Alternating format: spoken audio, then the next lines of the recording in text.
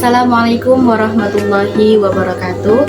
Perkenalkan, nama saya Siti Faizatul Mufidah, NIM 0012. Di sini saya akan menjabarkan hasil observasi saya dari tugas UAS Metodologi Studi Islam yang diampu oleh Ibu Rohanah MPDI.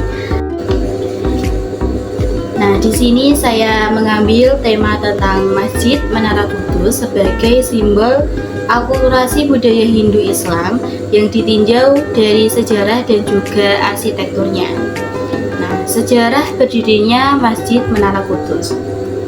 Menara, masjid, dan juga kota Kudus itu saling keterkaitan.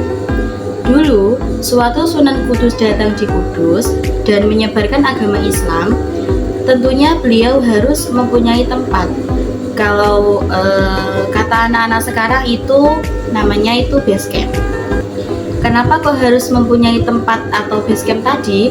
Karena untuk mengatur strategi bagaimana cara menegakkan agama Islam.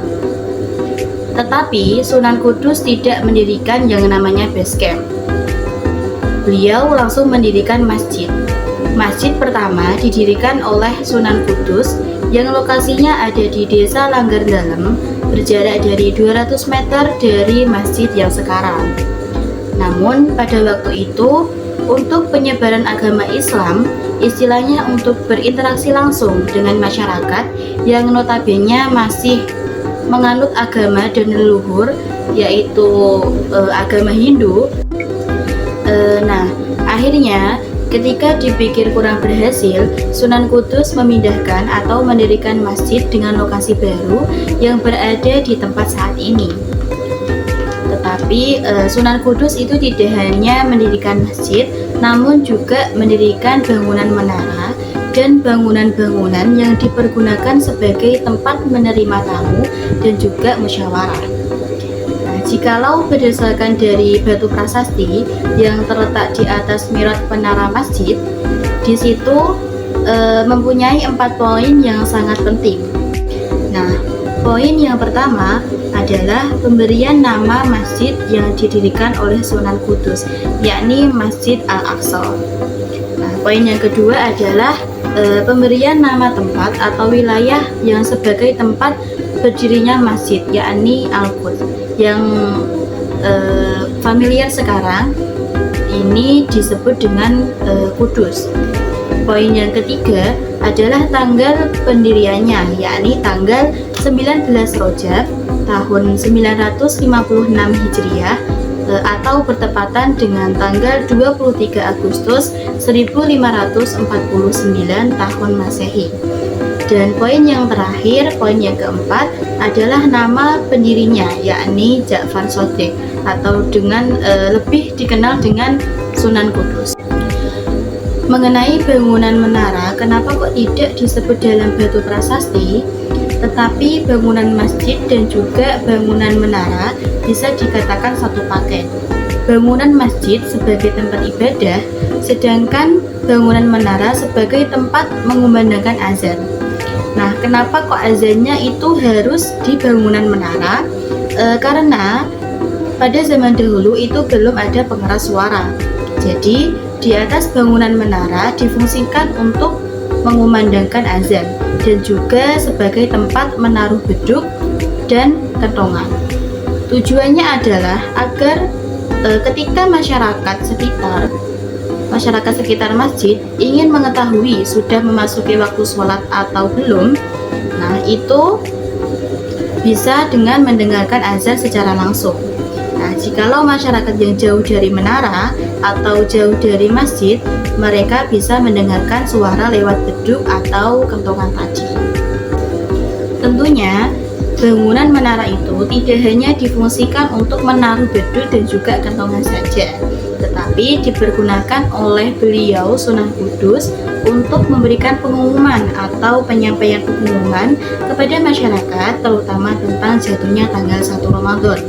Karena pada zaman dahulu itu tidak ada yang namanya media sosial seperti sekarang ini. Jadi ketika ingin menyampaikan informasi itu harus secara lisan.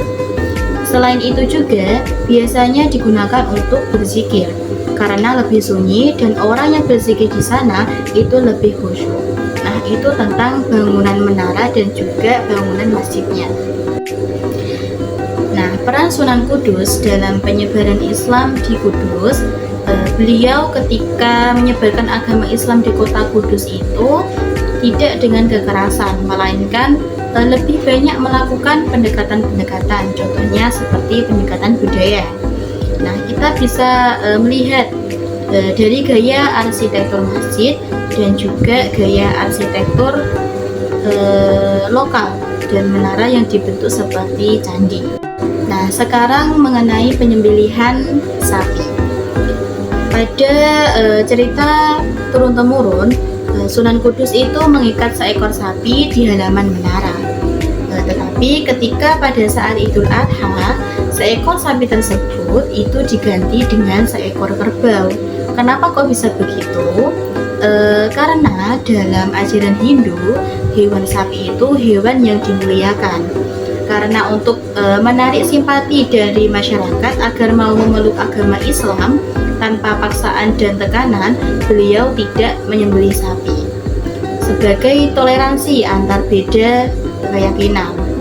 Kalau semisal ada orang yang menyembelih sapi, itu dipastikan bukan warga Kudus asli, melainkan pendatang dari kota lain yang menetap di Kudus.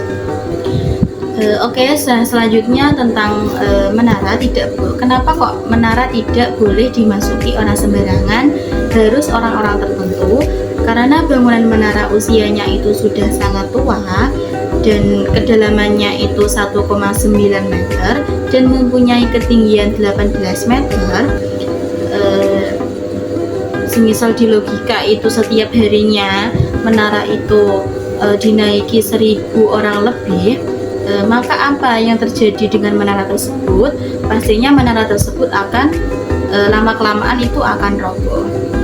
Nah, karena usianya sudah sangat tua dan termasuk dalam situs cagar budaya yang harus dilindungi, maka dilarang untuk naik bangunan menara agar bangunan menara tersebut bisa tetap bertahan sampai generasi anak cucu kita nanti.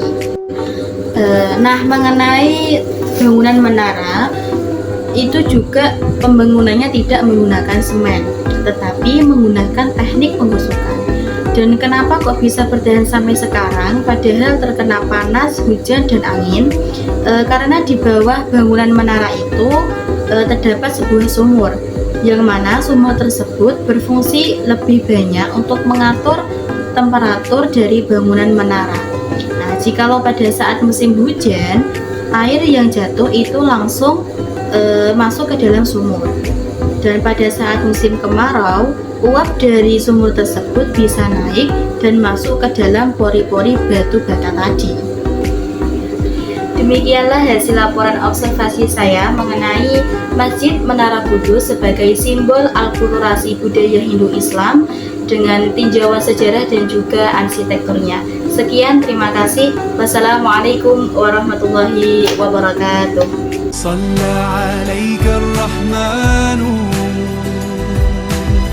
أزكى الصلاة والسلام يا ربي ارفع مقامه دوما في كل مكان سيدي